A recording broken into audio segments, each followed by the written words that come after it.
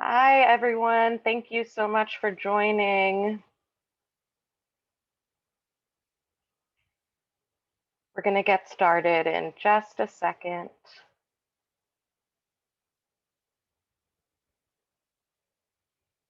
Okay.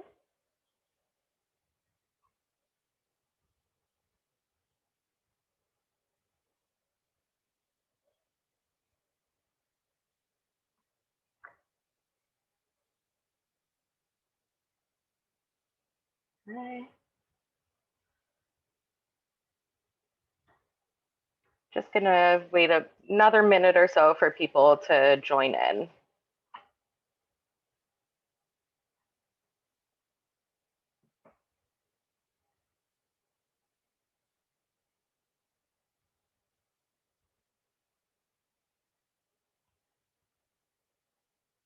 The chat feature is on if you have any questions.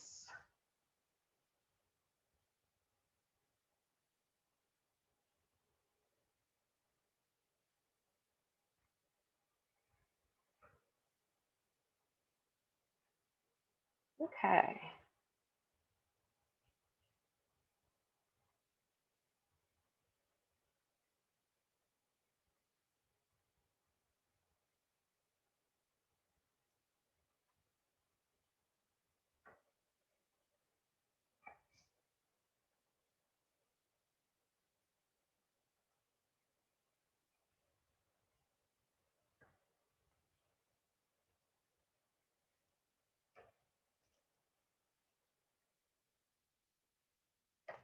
Okay. All right, welcome everyone. I'm so glad that you could join us at this, our second try at having this wonderful event, Breaking the Mold, Why Companies Should Rethink the Ideal Candidate. My name is Erica Evans. I'm the Donor Relations Officer at Byte, and I'm going to be moderating today's event. With me, I have an esteemed panel of Byte staff, as well as representatives from our new corporate counsel project. And I would love to invite our panelists to go ahead and turn on their cameras and keep themselves muted until you're ready to speak. But that panel is made up of Elizabeth Lindsey, our CEO, Melissa Daley, the founder and CEO of ORCA Intelligence, Kathie, Daley, who's the senior manager of HR senior manager of Applied Information Sciences, and Jasmine Isaac, a Byte alum and an IT support technician at SAIC. So to kick us off, I'd love to ask our panelists, starting with Elizabeth, to just introduce themselves, talk about how they're related to Byte for Elizabeth and Jasmine. It's quite obvious, and why this work is important to them. So Elizabeth?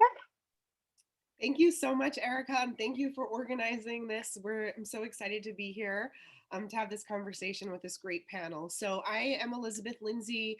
I'm the CEO of Byte.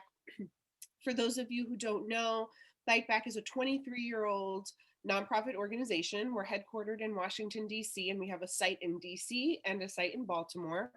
And we provide a pathway of inclusive tech training that leads to living wage careers. And what that means is that we train adults, the vast majority of whom are people of color and who are unemployed and or underemployed, and we support them in getting training that starts at digital literacy level all the way up to industry recognized certifications in IT and administrative services. And then we support our fabulous students, people like Jasmine, in moving into really amazing careers. And, I think if coronavirus has taught us anything, it's that our society, our economy, our world is based on technology, and there are still huge gaps in terms of who has access to technology, who knows how to use it, and who can navigate building a career in the tech realm or tech adjacent careers. So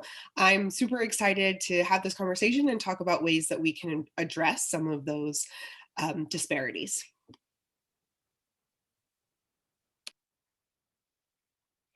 Great. Thank you so much, Elizabeth. Melissa. Hi, good afternoon, everyone. So glad to be here with our panelists and the audience as well. This is really important to me. Again, my name is Daley. I am the founder and owner of ORCA Intelligence. The reason this is very important to me is because I feel like in technology, there are a lot of opportunities that we are not taking advantage of. And I think I talked about this before, that it's almost like a national security risk if we don't continue to educate non-traditional students within IT, because it really empowers them for various job opportunities. And one of the things I think that we'll talk about today is how we look at the various things that impact us and that are boundaries or barriers rather. So thanks for having me.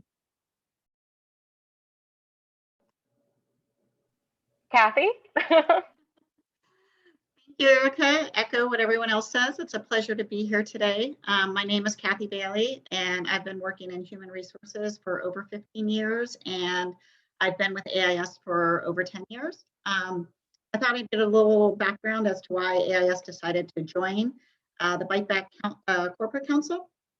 Last summer, we were researching how our company was best equipped to play a part in creating change and how we could use our platform to advocate for change.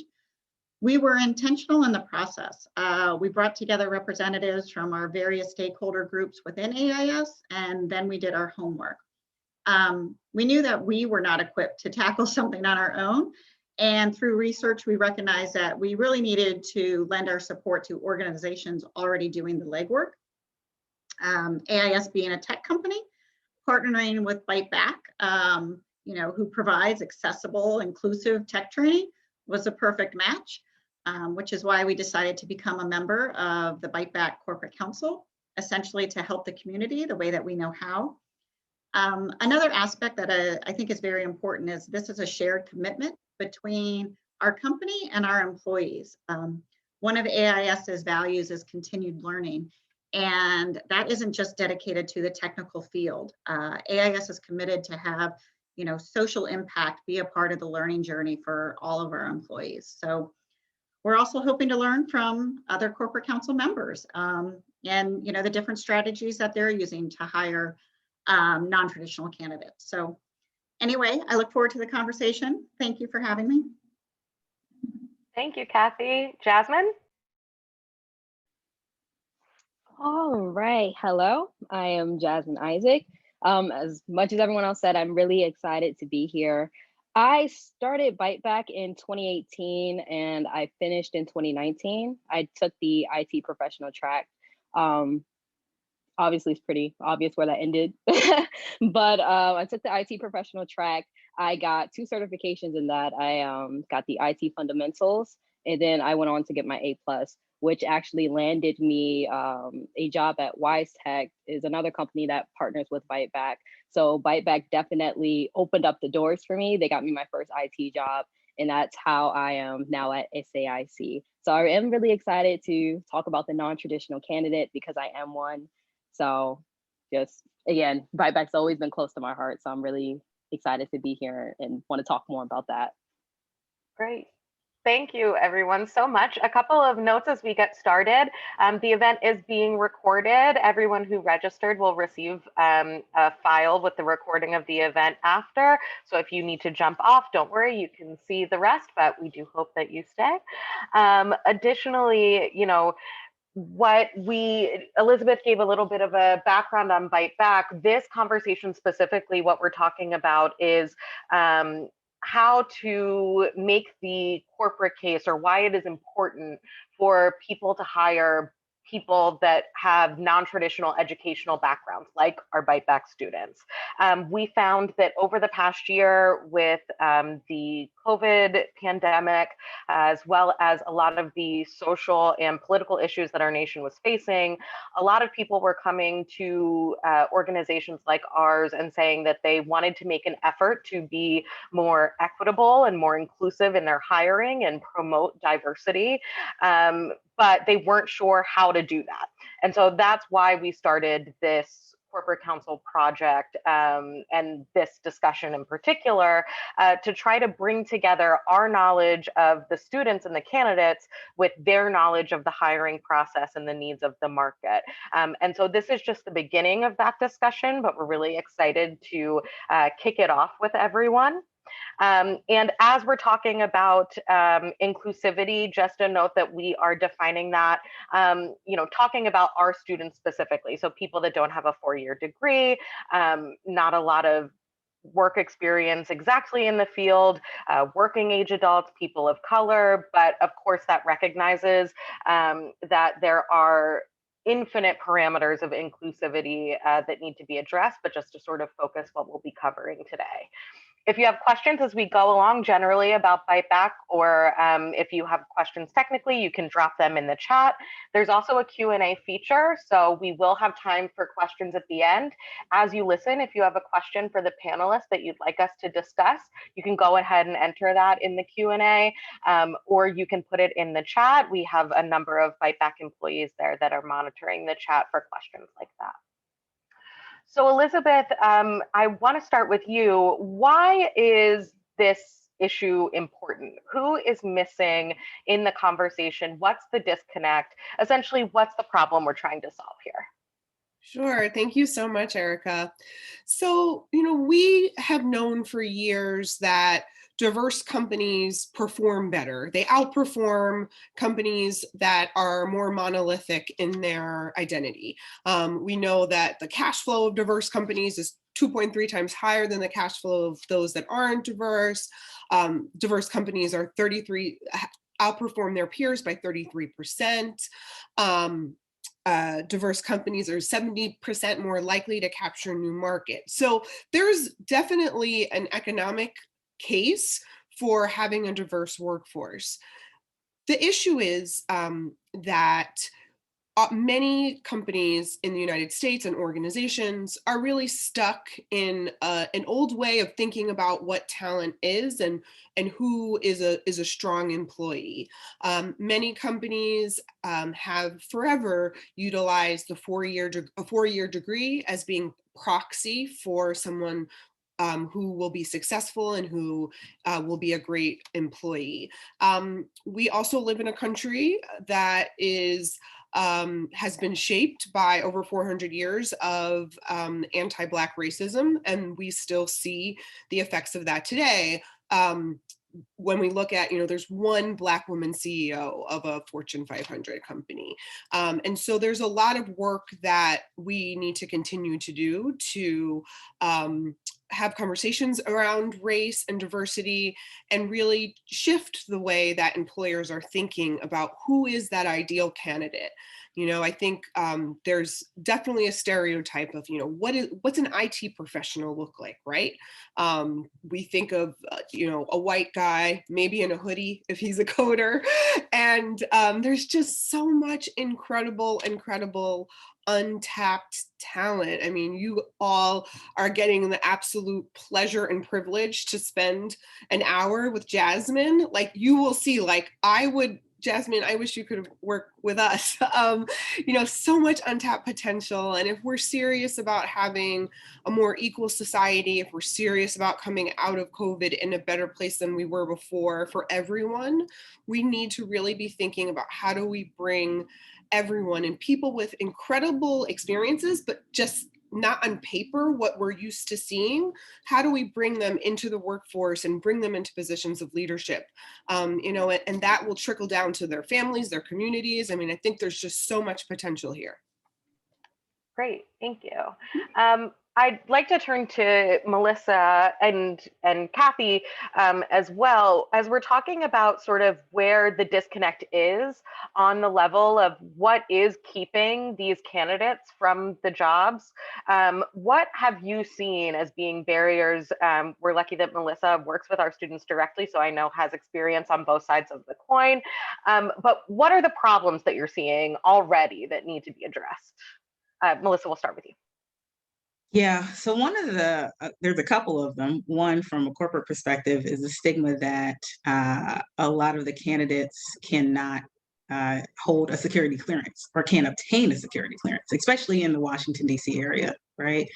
So there's that type of stigma, like, if I'm supposed to hire this candidate, how am I going to navigate the question of, the national security question, right? Can they get a public trust? Can they get a top secret? So that's kind of the stigma around it as well. And I think in addition to that, there's also, if they're non-traditional, have they had the longevity to pivot with the new technology, right? Technology changes so much. So are they going to be able to pivot as quickly? Right. So I think that's the main things that come to mind as you hire. It's like, okay, so what are some of the barriers that we need to cross, and maybe ask some indirect questions and be open-minded to the changes and the various types of educational or different ways that someone can educate themselves a little bit more rapidly, not in a 4-year degree.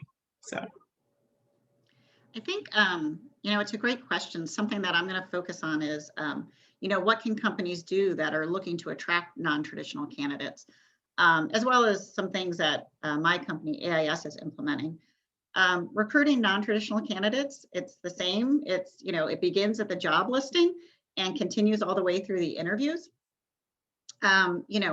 Besides, putting minimum experience and education requirements, and what else can we do to attract non-traditional candidates? In the listings, you can include something that non-traditional applicants are welcome to apply, or degreeless candidates are welcome to apply. I think something else that another thing that companies can do is highlight some of the non-traditional candidates you currently have working for you on your career page. We've hired some employees who had a non-traditional background on paper, but they had transferable skills, which is, very important. And they've been able to, transition into new roles within the company. So we've reached out to them to see if, they'd be interested in writing blog posts that we could post on our career page that we think would go a long way to, cultivating AIS's reputation as a company that is open to non-traditional candidates. Something else that we touched on briefly, but in our industry, there's a significant talent gap, and our country is not producing enough people with the skills required to meet the demand. And I think, something else is we also know the latest generation of workers, they're seeking more from their employer than just a paycheck. They are really, and there's plenty of studies out there that show this, but they are really looking for a company where they can work for a purpose. At AIS, we looked at strategies on how we can scale our ability to provide, the work, and that still provides a social impact for our team members. And one of the simple ways we found is, we can hire, train, and support people with non-traditional backgrounds. It's the first step. Something else that we are currently working on is retraining our interviewers during the interview process as to, the simple question as, what does the perfect candidate look like? I think a lot of interviewers, when they're going through the process, the hiring process, they're looking for someone for a position, resume, position, check, check, check, check, check, going through all of that and making sure that they meet all the requirements. However, those don't, just because the resume may meet all the requirements, that doesn't necessarily mean performance. So as opposed to hiring for a specific position, we have, transitioned that we are looking for the right person. We're looking more, transitioning the interview questions to focus on emotional intelligence questions, looking for people who have character or the proper aptitude for the position, a positive attitude and openness, willing to learn. That's like such a big thing. If they are, open to continue to learn, as Melissa indicated, got to be able to pivot with the technology that is changing so quickly. So it's important to realize that if a candidate exhibits, the adaptability, curiosity, empathy, the desire to learn, that those are all skills that within this marketplace, they can be very competitive. Yeah, it's something that, you touched on about sort of the next generation of employee. And I think what we're seeing in the COVID pandemic is one of the sectors that's growing so largely is IT, because of work from home and the whole sort of genesis of what an office looks like and what an employee needs to be successful is different. So I think it's a great time to bring in Jasmine and ask, why, as an example of the new generation of employee, why you came to Bite Back, what you pursued, and what your experience has been in your job search and in the workforce as someone who did not go to a typical 4-year college, but chose very actively to get involved in tech right away. Okay, so obviously I chose Byte Back because it was free. That was the big thing for me. I seen an advertisement on the bus when I was coming home from my job at the time. I worked at an amusement park. I wasn't even getting paid minimum wage at that time. So obviously I wasn't too happy with that. So seeing that advertisement was like a halo, clouds open up, rainbows. But it said it was free. So that immediately attracted me. I looked it up and sure enough, yeah, it was free. I seen some past students explain about their careers and I was like, hey, I want to do that. So so I signed up for that. I was never really on board with the whole 4-year college thing. I even knew that in high school that it just didn't seem attractive to me. So it was a lot of aspects with that because for me, 4 years it's too long. And I knew exactly what I wanted to do. Like even when I was in high school, I knew I wanted to do IT. So it didn't make sense on why I had to take some extracurricular things when I kind of just wanted to deep dive into that. So Bite Back Bite Back allowed me to do that to get exactly what I was looking to get so that I can start the job that I know I wanted to start. Um, and during the job process, again, I was lucky enough to get immediately hired after working at Bite Back. But before before I actually did go into Bite Back, I was still trying to apply to IT jobs, just throwing it out there. You never know what might happen. And what I noticed that really was off putting me is that a lot of the things did say entry level, but they were looking for master's degree. They were looking for like 3+ years of experience, and it wasn't adding up. So even though at that time I still didn't have the experience, that was not adding up to me. I didn't like that at all. Even when I switched from Wise Tech to my new job at SAIC, um, a recruiter actually reached out to me for that. So again, I didn't actually have to apply for that. But when I was in the job market, what I've noticed that attracted me more to a job is when they said that a degree is preferred, but then they have this certification can be substituted as 1 year. So so like that's calming to me because I already have my A+. So I'm like, oh great. So you're not just expecting a degree out of me, you're actually looking for these other qualifications because we all have different timelines. So what works out for me is if you because when you look on paper, sometimes it might not look that good. And that's for actually talking about me because it's pretty diverse right now. But when you're starting out, it might not look that good. But what I've noticed that I excelled in is talking to people. That got me really far. That actually got me my job right now. But if you don't give people a chance to apply themselves because you look down on their resume and you see that they're missing something that you think fits into your criteria, where you're like, oh, they don't have a degree. Well, oh, I seen they went here, and if I look that up, it's free. It's not as good. That you're not giving people a chance to apply themselves. And this can go back to a lot of different things, even with age, because when you look at it, something that's normally accomplished at 30 can be accomplished at 50. It can be accomplished at 20. So again, like I said, we all have our own timelines, but it doesn't matter how we got there. It just matters the work that we put in to get there. So I feel like if jobs more so focused on the work that we actually did, even if I didn't go to a non-traditional college, I didn't get non-traditional education, I still went through to a program to get professionally trained, and that should be considered. Thank you. That's all such great information. I'm curious, you mentioned in the resume or the job postings that you looked at that you were encouraged when you saw that someone could substitute a degree with a certification. Were there other things that you were looking for? Because now you have this great experience, you have your certification, you've had recruiters reaching out to you. What are some of the things that excite you when you see an employer posting something that differentiates them from another sort of listing? Okay, well, as a non-traditional candidate, like I said, first and foremost is having it so that you can substitute years. That's one.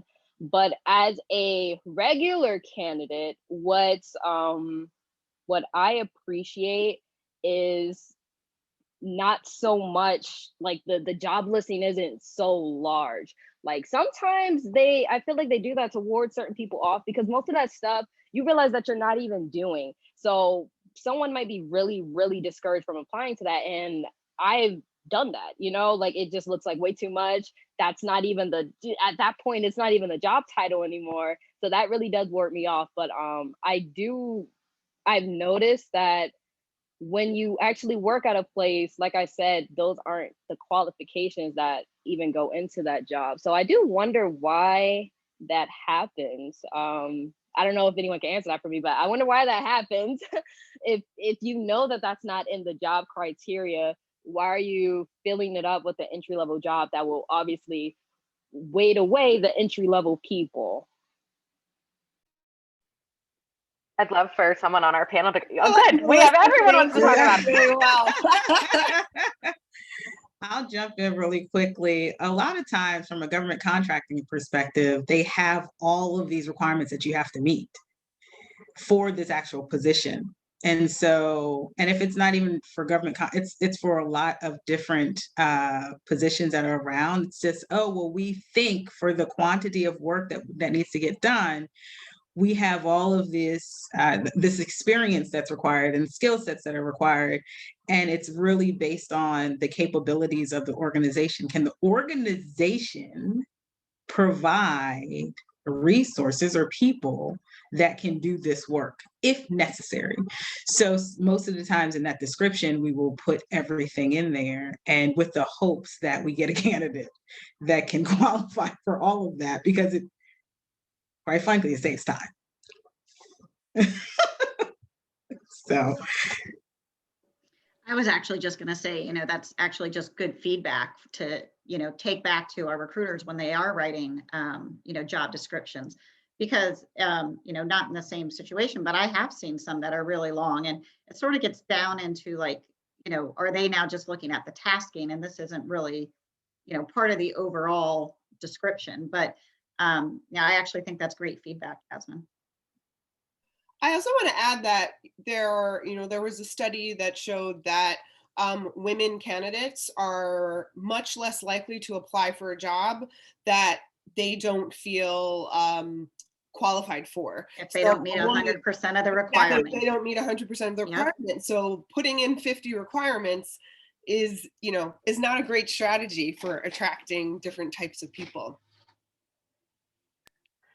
And so something that we have talked about is sort of, and something that I mentioned introducing Jasmine is, I think, just on my limited experience in the field, that this is something, because of the pandemic, because of the changing priorities of people that are coming into the sector, that we're going to see a lot of people like Jasmine, people who are pursuing different educational paths, people who are switching careers, especially in light of the pandemic.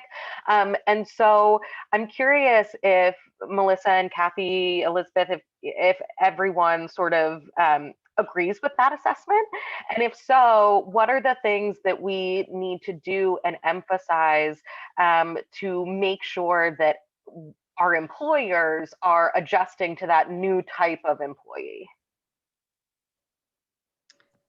I mean, I definitely think so. I would say, first of all, definitely an uptick on seeing non-traditional candidates. I also think that the pandemic has helped level the playing field for a lot of non-traditional candidates. We no longer are really tied to the location that you're living in. We discussed this briefly, but people can now apply to jobs in different states, and we now know that they can be successful working remote. So I think that's going to open up a lot more opportunities for non-traditional candidates, as well as a lot more opportunities for employers who are looking for those non-traditional candidates, because they may not be, specifically in your backyard. They may be in another state, but they're there. And then something else that we had touched base on, I touched base a little on it from an interviewer perspective, but I think it's also very important from an interviewee perspective to, while the hard skills, technical skills are very important, so are the soft skills. And, even when it comes time to doing the interview, I think it's very important to bring, the emotional intelligence into from the interviewee perspective. I think it's a great time for people.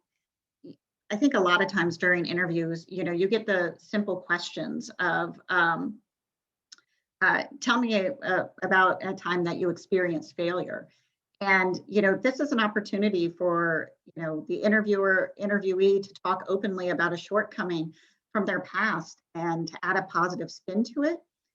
What they learned, how you've applied it, and the lessons, you applied the lessons moving forward.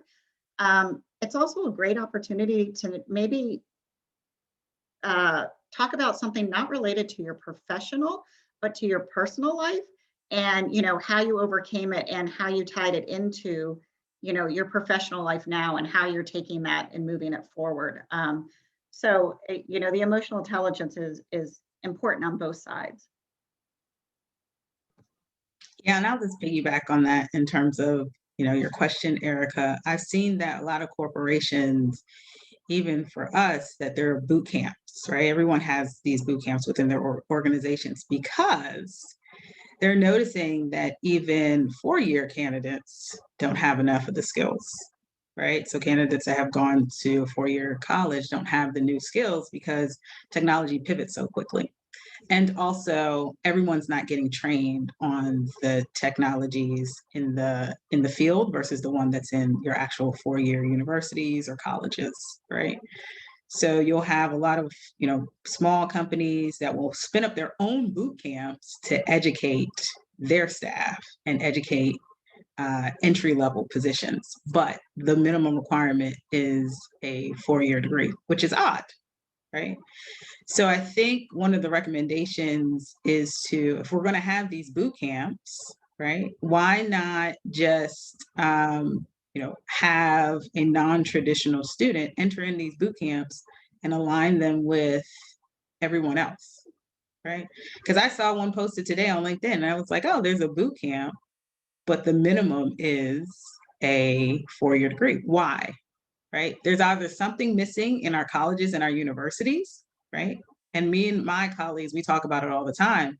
When we're looking at resumes, we're like, okay, everyone's resume looks great. But when you get into the interview, they can't speak about a lot of things just because they have a four-year degree, they can't do that. And I'm not knocking universities or colleges. I'm just saying that what is missing is Byte back fitting that need quicker than a four-year institution? I think so. Right. And I think if we focus on the technology, we focus on those skill sets, that there will be a shift. There will definitely be a shift that will benefit. So I'm curious, Elizabeth, talking about boot camps and the introduction of that in some companies, and talking about the need to be responsive to changes in technology. Something that I think is a benefit of a program like Byte Back is that it's ever evolving, and it's a lot easier to sort of add or adapt this style of program than it is to change a university curriculum. But how have you seen that? And then Jasmine, I'd love to hear about your experience in terms of getting up to speed in the different jobs that you've had, given the training that you have. But Elizabeth, just sort of generally talking about, that new field and how it ties into what we're doing. Sure, absolutely. I also need to apologize. I have a 5-year-old and an 8-year-old, and they're still being virtually schooled. So people are coming in and out of my space. So that's why I turned the camera off a couple of times. So I think that's a great question, Erica. I mean, I think that we do have a lot more flexibility, and our programs, Jasmine mentioned this, are pretty short term. And so, even in between semesters, we can switch or think differently about what we're training. And we really are investing a lot of time in building relationships with employers like ORCA Intelligence and like AIS to like really understand on the ground what employers are looking for. And that it's such an important relationship for us because, Melissa and Kathie know what new technology is being purchased at their companies. They know what contracts are upcoming and what some of those requirements will be. And so that relationship is really key for ensuring that our participants are getting training that's really up to date. Jasmine, how did you find coming from a program like Byte? Did you have a lot more training to come into? Did you find that you were sort of ahead of the game in that way compared to other colleagues coming from different backgrounds? So what I noticed almost immediately when I got into the job force after Byte is that I did have more knowledge, but not only that, and maybe, I don't know, maybe it's just I was right out of the learning mode after being in Byte, but my troubleshooting was higher. So things that to me seemed really simple to fix just because, oh yeah, my professor at Byte told me that if this happens, try this, and boom, look, now it's fixed. But other people don't, I guess I don't really want to spit dirt on their education, but maybe they weren't taught to troubleshoot. So that's what I really did like about Byte. They taught you how to be an IT professional. That's what they didn't just teach you a curriculum so that you can pass. They taught you how to do the job. But also, so yes, to answer that, I definitely felt like I had more knowledge. Even sometimes now I still see it at my current job, even though we have different tiers. I'm tier 2, so I see tier 3s and they're coming for me for things, and I'm like, huh? But yeah, so that's really interesting. As for the training, a lot of jobs have specialty software or things that are not done within other companies. So yeah, of course they did have to train me, but they had to train everyone on that because it was just for that specific job. So I guess that kind of goes back to the whole the hiring process as well, because most jobs know they have specialty software that if you work at another company, you're not going to have to you're not going to have to use that. You don't know the configuration, so you're going to train everyone anyway. So why is it, I don't really know why they do that, the minimum of 4 years or you need this degree, because we're all going to get trained on it because it's specific to that company. So yeah, me tier 3, well tier 2, then we have tier 3, tier 1, we all got trained on the same thing because it's specific to that company. That makes sense. And so on the employer side, Kathie, Melissa, I want to sort of use this to transition into some of our questions now. Looking at things that can be done on the employer side to sort of recognize these things that Jasmine is giving examples of, but also this idea of bringing people like Jasmine or taking some entry-level employees that have just joined your organization or people with different experiences into the process for writing job descriptions or doing interview trainings. Is that something that you have experience with? Is that something that people are doing? Would you recommend that? So I'll say currently, for us, it's not something that we are doing, but, that actually I think is great feedback and something that I will definitely take back to, our company, because I do think that is very important, especially to attract more non-traditional candidates. Something else too is, when you're going to the interview process, it's important for the candidate to realize that they're also interviewing the company. So they should really make sure that, it's going to be a good cultural fit for them. So they should really make sure that they do their deep dive into their website, see what the board looks like, make sure it's representative of what your values are, because if it doesn't represent your values, it may not be the company for you. One thing we do tell new employees, like most companies, there's a 90-day probationary period, but we always tell them it's a time for both of us to evaluate, is this the right company for you? So it's really taking a look at it. But, cultural fit, I think is a big thing going forward with non-traditional candidates, mainly because I think there's a lot of opportunities out there. So they don't need to just take, the first thing. They should take what is a good fit for them.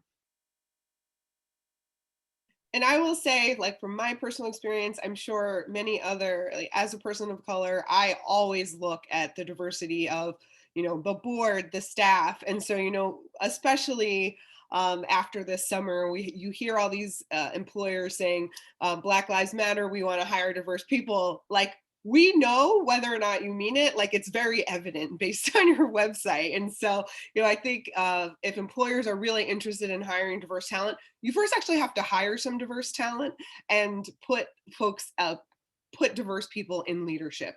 And then that really can create more of a groundswell of interest for talented people of color to come to your company. Yeah, and I'll just piggyback that with it's not a checkbox, right? It's more of engaging based on experience and based on inclusivity, right? Just because you've hired someone of diversity doesn't mean that, oh, now I can take a breath. It's now, making sure that as they're in that environment, they're comfortable, right? And everybody's comfortable, right? Everyone is able to freely express themselves professionally and appropriately in that environment in which they're working and be able to grow with their experience, right? Because I think that's another avenue where not only is Byte educating folks in the technology fields, but they're also preparing them professionally too, right? So we want to make sure that we, as they're hired into these organizations, that every student is being built up professionally for growth. And so another question we had that sort of takes that idea of having this institutional value of diversity and inclusion up a level is, you can create policies that, eliminate minimum education requirements or change the questions in an interview. How do you go about doing the work to address any sort of implicit bias or ways that you can say, as an organization, we value this, but your employees and your hiring process can take steps, but then you get in a room, one of our participants said, you get in a room and you can say, well, this person was just the better fit, just something felt right. How do you correct that? Is it possible? Where do you start? That's a good question. It's, right? It is a good question. And one thing, I don't like ever saying somebody wasn't a good cultural fit. Right. I would like to bring it back to our company's mission, vision, values. Were they not a fit within our values? Because, that would make a big difference. But, especially because to me, cultural, while the company has a culture that they are definitely trying to promote, sometimes it does come down to the project you're working on, the manager you're working for, and if you have to be on site or if you can be remote. So everybody's culture at a company could be different. So for me, if somebody comes back and says not a cultural fit, I'm like, what is it about our vision, mission, values, that where do you feel that they don't fit within those? And let's take a look at that. Yeah, one of the things that I've noticed is that, and we haven't been able to adopt this yet, but one of the things that I think we'll adopt in the future is how individuals can come into an organization, or they can go to a company's website and pitch their own job. Because maybe you've done your research. Maybe that's an organization you're like, gosh, I really would love to work with them. They don't have any opportunities yet, but maybe I can pitch something. It could be part-time, it could be quarter of the time, it could be full-time, whatever it is. But I think it's a really good idea to be able to pitch their own job and then open that up to an expansive opportunity where they don't have to feel like this company is excluding me. Right? Because you try to pick your own job, and then they can come to you and say, well, this doesn't work, right? But we may have this other opportunity. So I think if companies like open up the idea of some creative ways to expose their candidates to new opportunities, even if a company hasn't thought about it before, a new candidate may just look at the organizational website and say, hey, I see bugs. Maybe I can just test your websites out for you, or something like that, right? So there's different creative ways, I think, as organizations we can engage to increase inclusivity. And so something that just came up in the chat that is an interesting question, and sort of another one of these sort of broad, how do we change patterns, is, if a company has identified that they want to move in the direction of progress, move towards more diversity, how do you encourage people who are not diverse, who are, in this case, cis white leaders being the question, for saying like, yes, I have benefited from this privilege, or I have had this position of power, and it's time for me to make a commitment to step away and put an action plan together to have a more representative company, because that's what we want and that's in the best interest. Terms of service to leadership coming up in the chat, and that can be a hard sell because you're asking people to step down from power. Does anyone have any experience with that, or suggestions of how people might approach their employers with that sort of idea? Mine would be revolutionary. I'm not sure if I should talk about this on this call, because it's challenging. Go for it. You have organizations that want to make sure that they meet their monetary goals every year. We live in a capitalistic society. Let's be real, right? Like, we live in a capitalistic society. We are hiring folks so that we can maintain our revenue every year, right? So to bring someone in, if it's just like one employee or 10 and you got 100 and they're just trying to shift, it's really difficult to do that, because you have to, if you have investors, you have to, answer to the investors. If you have, the other employees who have families, you have to make sure you're helping them. So it's really a lot of pressure at this moment on a lot of employers, right? And so I think a part of it has to be is that it's really the employer's responsibility to ask people and be open to, let's have this discussion. Let's really do an audit on our organization, right? And I think hopefully, maybe it could be a labor law change where we have people that do regular audits, right? They go in, they do regular audits to see, is this really, or is your organization really a representation of America? It's not just inclusivity, it's a representation of the United States of America. Is your organization doing that? And I think if we're able to have some regulations and laws around that will allow these organizations to do an audit, just like you do a tax, you may be caught to do a tax audit every once in a while, right? So I think if we do the same thing for our people, this is not about it's not a civil rights issue. It's, at the end of the day, it's a human rights issue. Are you doing what is humanly right for your organization to accept people, right? And I think if we can start there from a leadership perspective and say, let's just do an audit and see where we can go from there and change that, I think we'll be on. So, yeah. That would be revolutionary. I like it. I like it. Great. We've got a few minutes. I want to make sure, that we wrap up on time for everyone. I want to thank the panelists. Something that obviously we mentioned at the beginning, and people that are representative of this are Melissa and Kathie, our corporate counsel. As you can see, this discussion has run the gamut, and it's just the beginning. This is exactly the type of two-way partnership that we're encouraging at Byte Back. And so in following up on this event, along with the recording, you'll receive my contact information. And if your employer is interested in partnering with us or being part of this conversation, we'd love to have you join. In closing, if I could just ask each of the panelists to say one thing that maybe they're taking away from this conversation, and one thing that perhaps they hope attendees will take away, keeping in mind we've got people from nonprofits, people from the corporate sector. Obviously, I'm taking away that we have incredible partners, and I hope that other people take away an interest in joining us on this journey. We would love to have you. But Elizabeth, not to put you on the spot, but maybe I could start with you.